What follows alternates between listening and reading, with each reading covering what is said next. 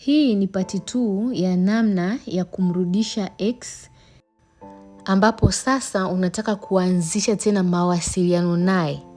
Kwa hiyo tutazungumzia leo namna ya wewe uweje na jinsi ya kuongea naye. Ila kabla ya kuisikiliza hii video, kama hujasikiliza part 1, inapita hapa juu. Unaweza kwanza ukaisikiliza yenyewe ili ujue makosa 7 ambayo yanafanyika na kupelekea ex asiweze kurudi kwako mapema, na vile vile humo nimeelezea ufanye nini ili uweze kuwa sawa na kuweza kuvutia na kumfanya ex akuheshimu tena.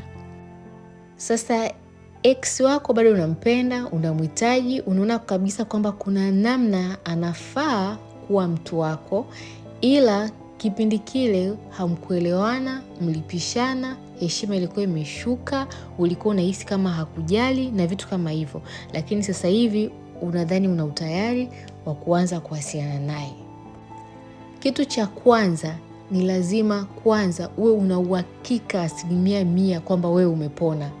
Manake huwezi kurekebisha wala kuwa naye sawa kama bado upo kwenye mudi zako zile ulizokuwa nazo zamani, bado upo kwenye hofu, bado upo kwenye uoga, bado upo kwenye mashaka, hujiamini, una masikitiko, una manunguniko ndani ya nafsi yako, lakini unafikiria kwamba yeye akirudi kwenye maisha yako utapata hiyo furaha.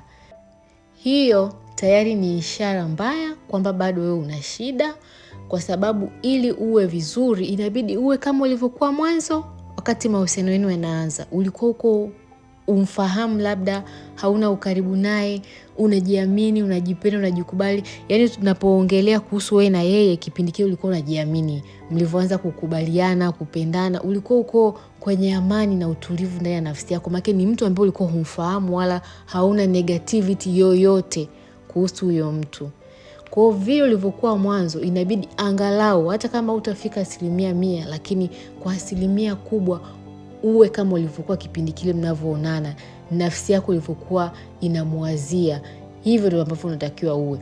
Lakini kama upo kwenye uchungu, una wasiwasi, unaumia, unataka aje sasa yeye akupe furaha, akupe utulivu, akupe amani, utaendelea kuumia. Maana atakapokuja atakuta una matarajio mengi, una uhitaji mwingi, utaanza malalamiko tena, yaani utakuwa kwenye mudi ile ile ambayo ulikuwa nayo kipindi ambapo mnaachana. Kwa hiyo hapo huwezi kumrudisha kwa staili hiyo. Unaweza ukamrudisha akarudi, lakini hamtadumu na mtaachana haraka, kwa sababu bado upo vile vile kama vile ambavyo alikuwa amekuacha. Kwa hakikisha kwanza umepona, umerudi kwenye ubora wako, kwenye furaha yako na utulivu wako na amani yako, unajiamini, unajikubali. Ukiwa hivyo, manake hata akikwambia neno lolote halitakushangaza, hautaumia, hautaogopa, utakuwa hauna hofu ya kuachwa. Yaani ukishaanza kuwaza kwamba naogopa nikiwasiliana naye anaweza akaniambia kwamba yupo kwenye mahusiano mengine, jua kabisa kwamba hujapona, una hofu ndani, lazima hiyo hofu itoke. Ukishakuwa hivyo, sio muda mwafaka wa wewe kuwasiliana na huyo ex wako. Inabidi uendelee kwanza kujikubali, kujipenda, kuwa busy na vitu vingine, uweze kusahau mambo kuhusu yeye, uondoe hizo hofu ndani yako.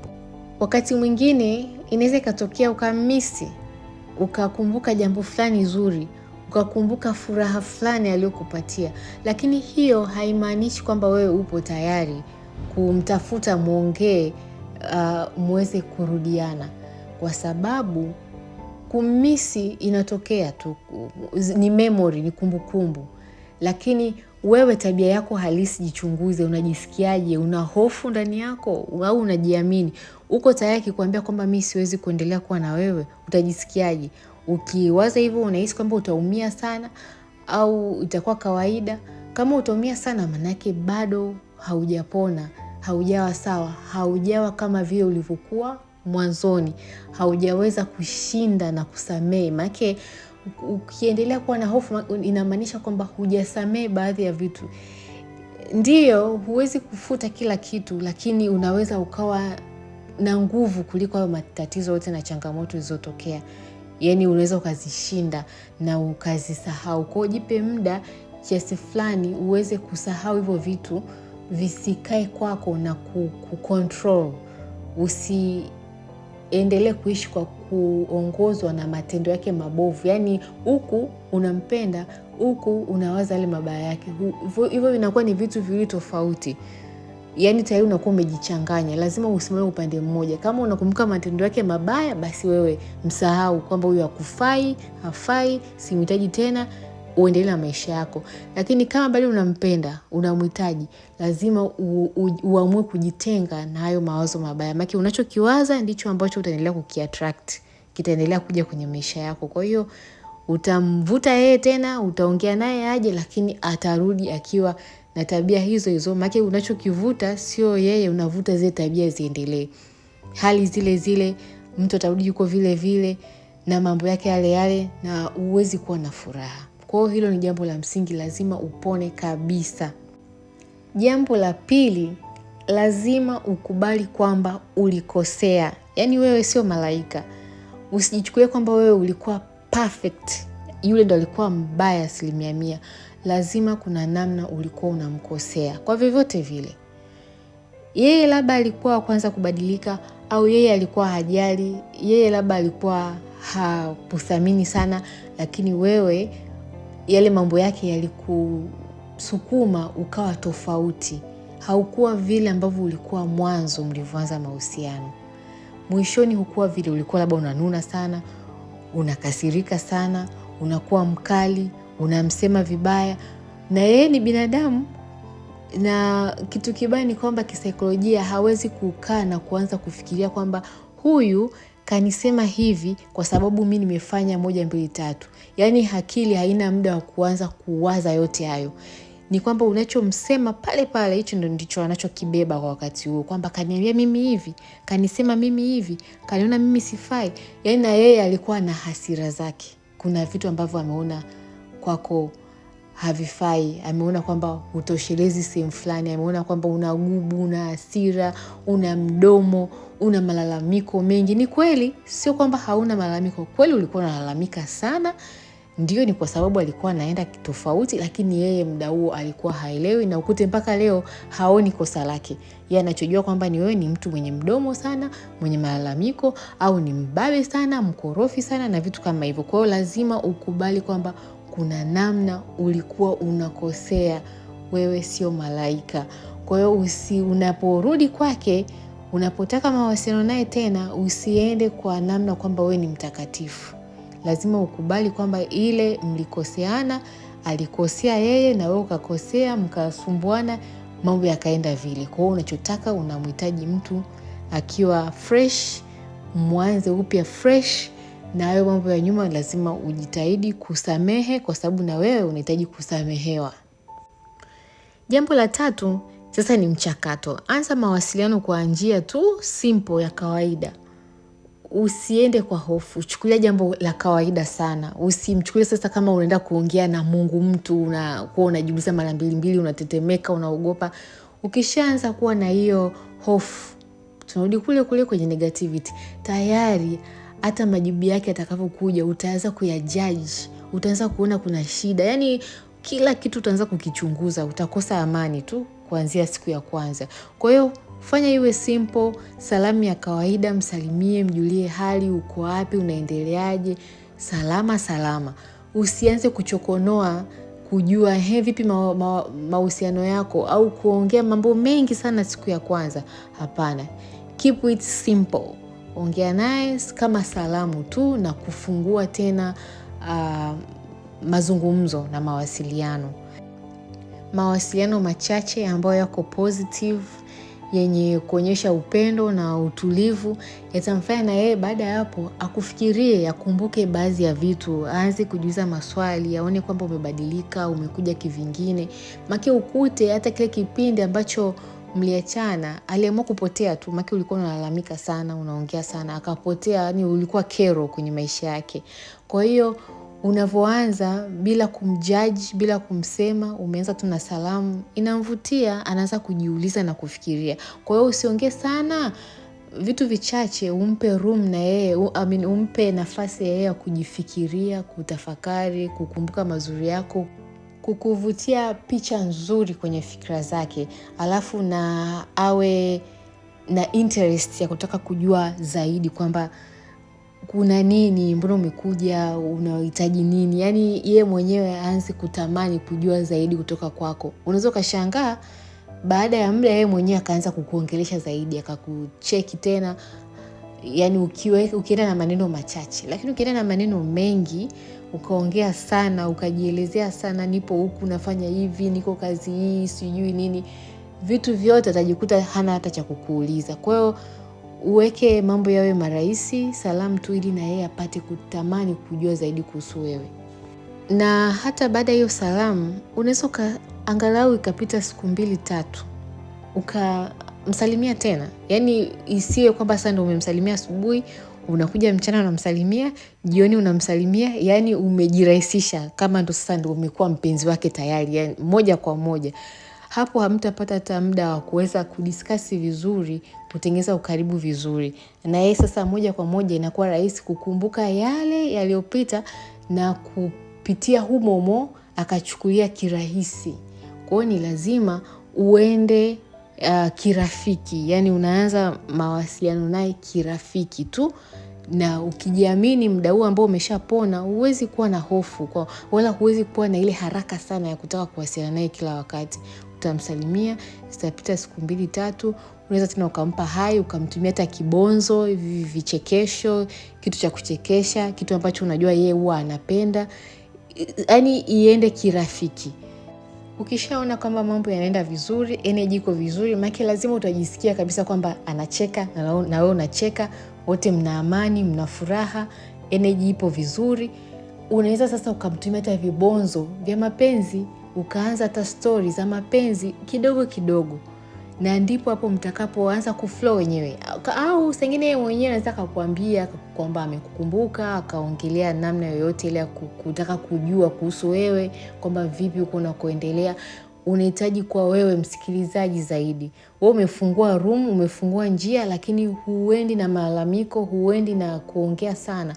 Unamtengenezea mazingira mazuri ya yeye kuvutiwa na kuanza kujimwaga, kuongelea kuhusu masuala ya mapenzi, kukuulizia unaendeleaje, uko wapi, unafanya nini, maisha yako yakoje. Taratibu energy itawapeleka, upendo utawaongoza kuanza kuongelea hayo mambo. Jambo lingine, onyesha kwamba unamheshimu. Yani usiongeneka unamchukulia poa. Kwa sababu wewe unataka uheshimiwe, unataka yeye aweze kuvutiwa na wewe, na ili avutiwe na wewe lazima akuheshimu. Kwa hiyo lazima uonyeshe heshima. Ongea naye kwa heshima.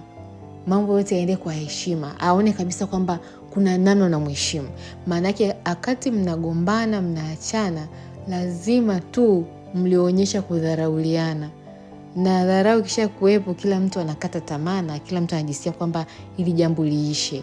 Kwa hiyo kitu kinachovutia kutengeneza mahusiano na mapenzi ni heshima.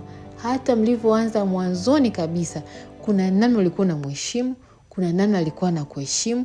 Yani ulikuwa mtu unajisikia uko free kuwa naye. Kwa hiyo tengeneza heshima. Ongea naye kwa heshima, mpe uhuru wa kujielezea, mpe uhuru wa kuongea. Usimwazie negatively, kwa sababu ukiwaza negatively utaanza kuyaona hayo mambo negative. Unajua kitu unachokiwaza kichwani ndicho ambacho unakiona kinatokea kwenye maisha yako.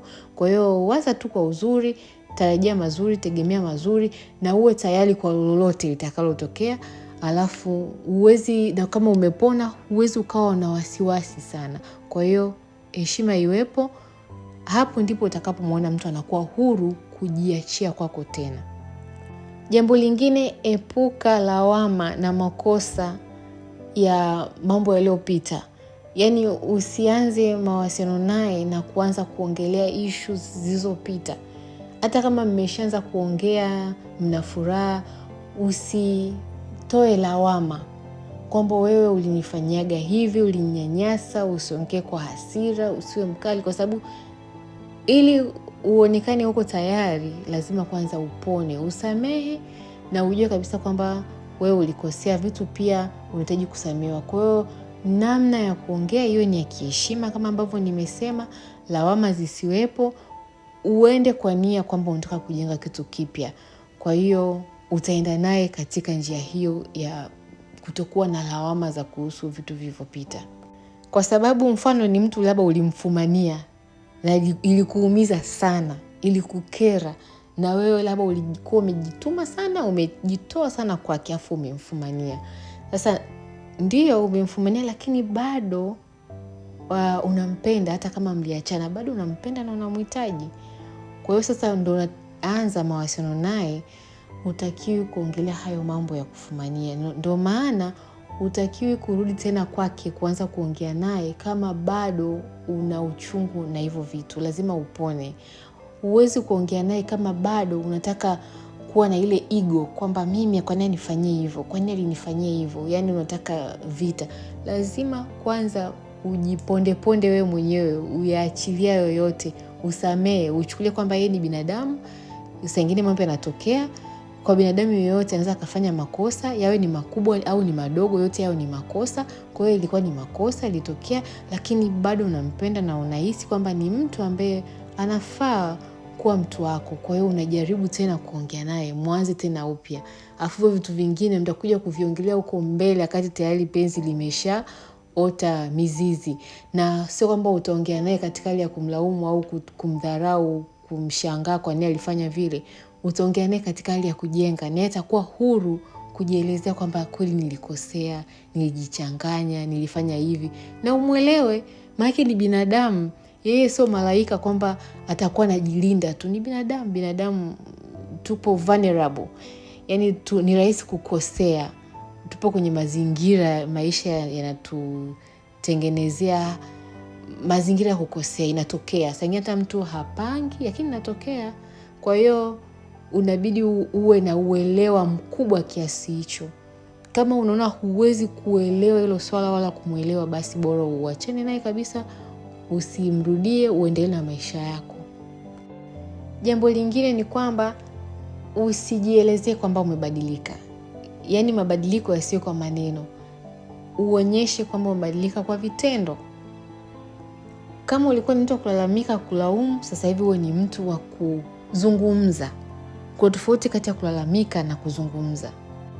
Haimaanishi kwamba sasa mtakapoanza tena kuongea na kutengeneza mazingira ya kurudiana basi hakutakuwa na shida, atakuwa ni malaika, hawezi kukosea tena. Itatokea, anaweza akakosea, anaweza akafanya kitu, anaweza akajisahau kitu, lakini usianze kulalamika. Penzi halijengwi na malalamiko. Lazima uwe tayari kuzungumza. Na ni kuzungumza kwa hali ya upole na upendo. Kwa sababu mtu anaweza akajua kabisa, hata kama ni kwa message tu, mtu anajua kabisa kwamba hii message imekuja kwa ukali. Message zina energy, yani mtu anapoisoma kuna namna ana feel ndani ya nafsi yake, anajisikia kabisa kwamba hii message imekuja na upendo. Hii message imekuja na ukali. Hii message imekuja imejaa lawama. Hata kama message yenyewe haiongelei mambo ya lawama, lakini kuna namna inaonyesha, inakuwa na mwelekeo wa kulaumu. Hii message imekuja na mapenzi ndani yake, kwamba haumhoji, unaongea naye kwa kumuelezea, kwa utani, kwa ucheshi. Na yeye anaona kabisa kwamba ni kweli nimekosea, lakini alivyoniuliza kaniuliza katika hali ya utani, kaniuliza katika hali ya ucheshi, sio lawama. Na yeye anakuwa mrahisi kujielezea, na wewe unajielezea. Yani kama vile ambavyo penzi linaanza upya, ndio hivyo ambavyo unatakiwa uende naye. Sio kwamba kwa sababu kuna kitu kakosea sasa na wewe una connect na mambo yako yale ya nyuma kwamba okay, kafanya hivi, okay, tabia yake anaendelea nayo, ngoja sasa unaanza kuongea, unalalamika. Sasa hiyo inakuwa tena sio mazungumzo mazuri na hayavutii kurudisha mahusiano yakae vizuri na huyo ex wako ambaye bado unampenda sana. Jambo lingine, kuwa mcheshi, mpe matumaini mazuri, mpe faraja. Hata katika zile stories zenu za kirafiki tu, yani onyesha kabisa kwamba wewe ni rafiki ambaye upo active. Usiongee naye katika hali ya mitego. Kama vile sasa unamtega, unamsalimia afu unasikilizia kwamba atajibu. Yani hata unapomsalimia basi unamsalimia huku unamwambia kitu cha maana. Kama hauna cha kumsalimia basi tuma hata kitu cha kuchekesha. Yaani acheke tu, ajue kabisa kwamba wewe ni mtu ambaye unamtumia ucheshi, unaweka ule ukaribu. Kwa hiyo uwe ni mtu wa kumpa tumaini, kumpa faraja. Maana hujui labda na yeye katika hicho kipindi ambacho hamkuwa pamoja amepitia changamoto nyingi, amejifunza, labda kajilaumu, labda kuna mambo mengi. Kwa hiyo usiwe tena mzigo. Wakati mnapoachana pale ulikuwa kama mzigo kwenye maisha yake, lakini uwe kama kitu ambacho anakitamani, anakihitaji, yani anajisikia yeye mwenyewe kukusalimia, anajisikia kusikia kutoka kwako. Akiona upo kimya kidogo anatamani muendelee kuongea, kwa sababu umekuja kama faraja kwenye maisha yake. Yani ni anajikuta kama vile ndio ile ameokota dodo kwenye mnazi. Japokuwa alikufahamu, lakini wewe sasa hivi sio kama yule ambaye mlikuwa mnagombana pale Jambo lingine, ukiona kwamba mambo yenu yanaenda vizuri, mnawasiliana vizuri, mnacheka, mna story nyingi, mnapeana umbea kama marafiki, labda bado hamjaanza kuongelea mambo ya mapenzi, ni nafasi nzuri wewe kumwalika kukutana, kupiga story, kufanya jambo lolote, vitu vya maendeleo, vitu vipya, yani na yeye aone kwamba kuna mambo mapya unayafanya. Mfano unaweza kumwambia, nimeona kuna viwanja sehemu fulani vinauzwa, nimeona kuna mashamba sehemu fulani natamani kwenda kuyaona, tukaenda wote. Unamuuliza tu vitu fulani, manake kuna namna mtu anajisikia vizuri akikusaidia. Kwa hiyo mwambie vitu vipya afu akushauri, au mkutane sehemu muongelee masuala fulani ambayo ni ya maendeleo, mambo mazuri. Aone kabisa kwamba kuna thamani imeongezeka kwenye maisha yako. Asikuone kwamba ni yule yule wewe wa kuomba hela, wewe wa kulalamika. Hayo mambo achane nayo, uende upya. Hata kama ni mwanaume, usiende kwa mambo yako ya ubabe yale, ukorofi. Usiende kwa ile hali ya kuwa mnyonge, yani umenyong'onyea, uvutii.